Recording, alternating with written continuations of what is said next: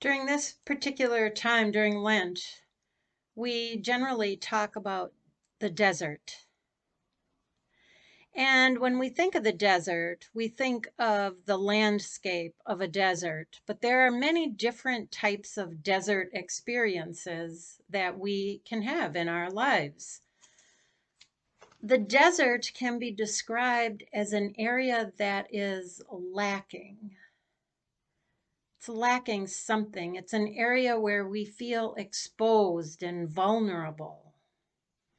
And I think of all the different things that have taken place in our nation this past year and a half, and the many ways in which people felt lacking, that something was missing, that they were feeling vulnerable. And that could be with your health, it could be physically, it could be materially, it could be financially, it could be emotionally, it could be spiritually, right? It could be many different aspects of our life that we could feel vulnerable. And during those times of vulnerability, we have a hard time settling into them. We tend to cling. We tend to cling to something because we are afraid of more loss, right?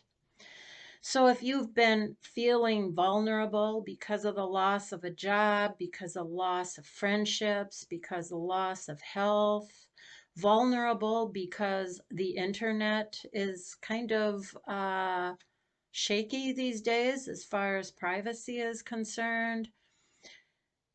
There are so many different ways that this vulnerability has been exposed to us, especially in this country where we often feel so secure, right? One of the when I think of vulnerability, one of the quotes from a movie that comes to mind is that of John Paul Getty in the film All the Money in the World. John Paul Getty's grandson had been kidnapped, and they were looking for ransom money. And John Paul Getty did not want to give a ransom because he feared that then, his family was more vulnerable. And one person told him, one person near to him, said to him, "You are now the richest man in the world." And John Paul Getty's, excuse me, remark to that was, "I have never felt more vulnerable." The richest man in the world admitted that he had never felt more vulnerable. He was clinging, and the more he clung, if that's a word, the more he found himself clinging, the more vulnerable he became, the more vulnerable he felt. So, how does that speak to us? Where in our life is there a desert experience where we feel that we are lacking? And are we settling into that? Or are we now clinging to all that we feel we have left? It takes a certain amount of humility to admit that you can do without something that you've been clinging to. It takes a certain amount of humility to hand that over to God in prayer. It takes a certain amount of humility when we feel vulnerable to trust in God.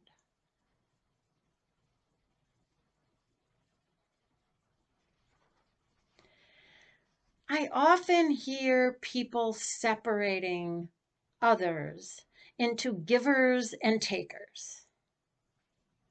And the people that do this have a certain despise for takers.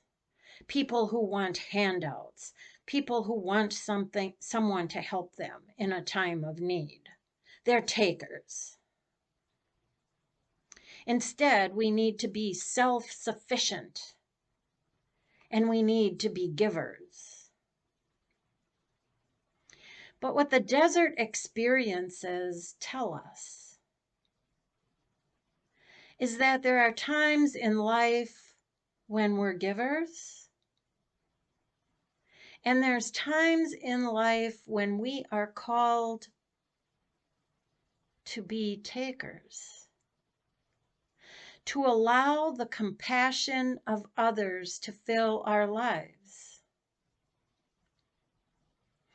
You see, trusting in God is not a passive exercise where you sit back and wait for some miracle to just come to you. Trusting in God is an active exercise. It's an exercise where you're actively watching and listening for that moment when God is calling a giver, a taker to be a giver, and a giver to be a taker. God sends others to help us when we are lacking.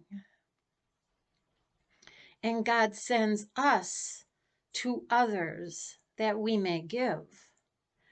This desert experience brings us to compassion and mercy for others. It humbles us to know that we are not alone in the world. It is not just about us and what we can do in our self-sufficiency. That's pride. Humility is placing things in God's hands. Humility lies in being compassionate and accepting the compassion of others with humility. This is the ultimate experience of the desert. So I would invite you to take some time to see where the desert experiences have been in your life.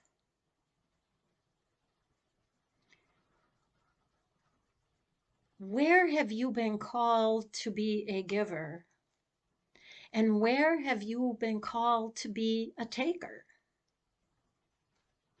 And how has that helped you grow in humility and compassion? How has that helped you to recognize that we need each other and that God works through people and that trusting in God is a very active practice?